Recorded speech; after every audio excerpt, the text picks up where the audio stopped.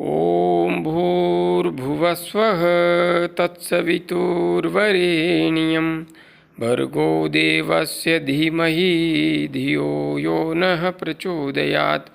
उस प्राण स्वरूप दुखनाशक सुख स्वरूप श्रेष्ठ तेजस्वी पापनाशक देव स्वरूप परमात्मा को हम अपनी अंतरात्मा में धारण करें। वह परमात्मा हमारी बुद्धि को सतमार्ग की ओर प्रेरित करे। भाइयों बहनों, जय गुरुदेव, जय माँ आदिशक्ति। आप सभी आत्मीय परिवारजनों की साधना से संबंधित जिज्ञासाओं का समाधान करते हुए मैं आज कुछ अत्यंत महत्वपूर्ण जिज्ञासाओं को सम्मिलित कर रहा हूँ। बहन अनीता शर्मा जी ने अपनी जिज्ञासा प्रकट करते हुए लिखा है, गुरुदेव जी प्रणाम। प्रणाम बहन, प्रणाम, खुश रहिए। गुरुदेव, मुझे बैक के पीछे साइड में बहुत बार हीट फील होती है, इसका क्या रीज़न है, प्लीज़ बताएं। बहन, आपको पीठ के पीछे यदि गर्मी महसूस हो रही है तो स्पष्ट रूप से आप समझ सकती हैं कि आपकी कुंडलिनी ऊर्जा क्रियाशील हो रही है और उसका ऊर्ध्व प्रवाह होने लगा है। इसी के परिणाम स्वरूप आपकी बैक में, पीठ में गर्मी का एहसास आपको होने लगा है।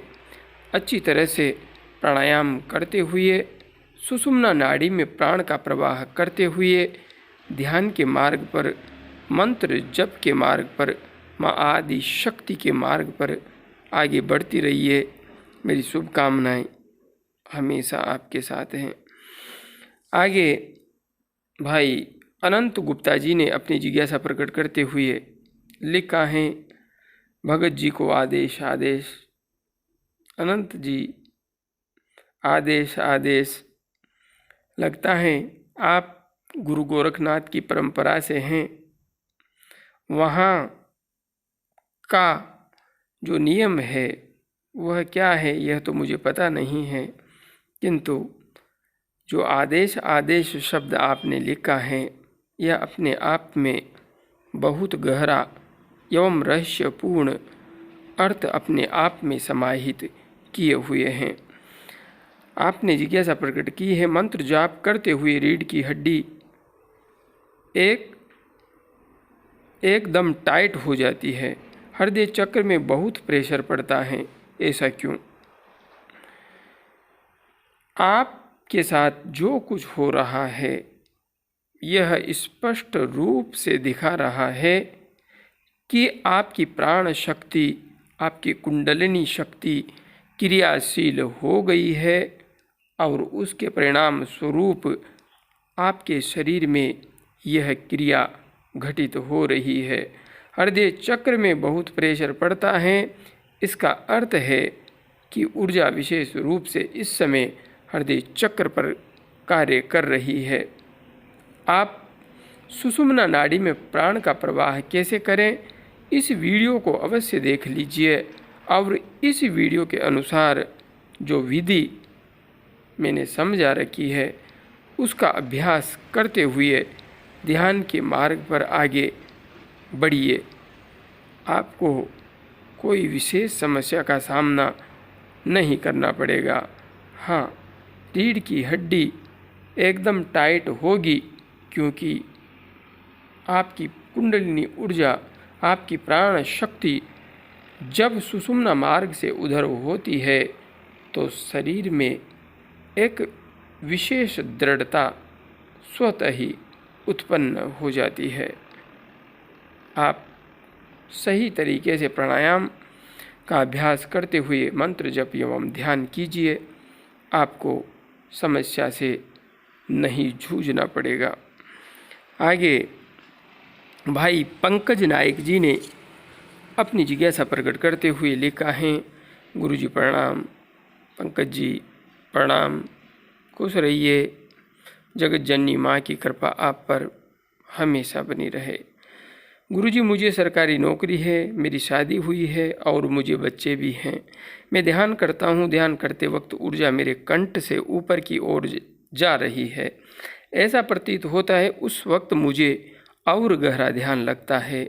मेरी कुंडलिनी शक्ति पूरी तरह से जागृत होने के बाद क्या मैं अपने घर के लोगों के लिए कुछ कर सकता हूँ, या फिर इस दुनिया का मोह ही मुझसे छूट जाएगा?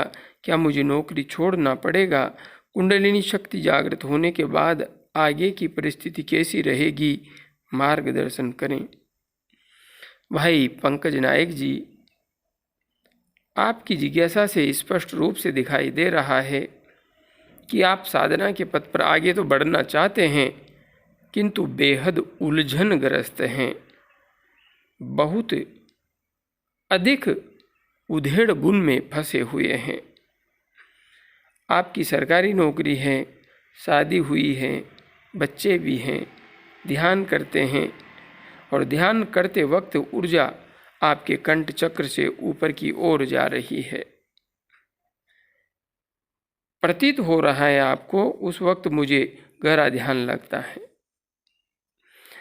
जहाँ तक बात है ध्यान की, तो निश्चित रूप से आप ध्यान के पथ पर बढ़ रहे हैं, तो यह अपने आप में एक विशेष स्थिति है।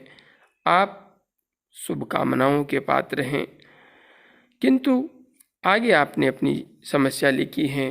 कुंडली शक्ति पूरी तरह से जागृत होने के बाद क्या मैं अपने घर के लोगों के लिए कुछ कर सकता हूँ? बिल्कुल, आप अपने लिए एवं अपने परिवार के लिए भी अपने संकल्प के माध्यम से बहुत कुछ हितकारी कर सकते हैं। आप संपूर्ण ब्रह्मांड के लिए बहुत कुछ हितकारी कर सकते हैं। फिर इस दुनिया का मोह ही, जहाँ तक बात है संसार का मोह छूटने की, तो ऐसी स्थिति इस मार्ग पर आती अवश्य है, किंतु यह आसान नहीं है कि इस संसार से व्यक्ति बिल्कुल अलग हो जाए। यदि कोई व्यक्ति घर परिवार से दूर कहीं निकलना भी चाहे और निकल भी जाए, तो उसे कुछ दिन के बाद ही यह बात अच्छी तरह से समझ में आ जाएगी कि घर में रह कर के साधना करना बेहद आसान है। घर से भागने के बाद साधना उपासना सहजता से नहीं हो सकती, क्योंकि दिनचर्या की एक व्यवस्था, एक व्यवस्थित दिनचर्या जो गृहस्थ व्यक्ति की हो सकती है, वह दिनचर्या एक सन्यासी के लिए बहुत मुश्किल है। कुछ ही सन्यासी होंगे जो वास्तविक अर्थ में गहराई से अध्यात्म के पथ पर, माँ आदि शक्ति के पथ पर आगे बढ़ पा रहे होंगे।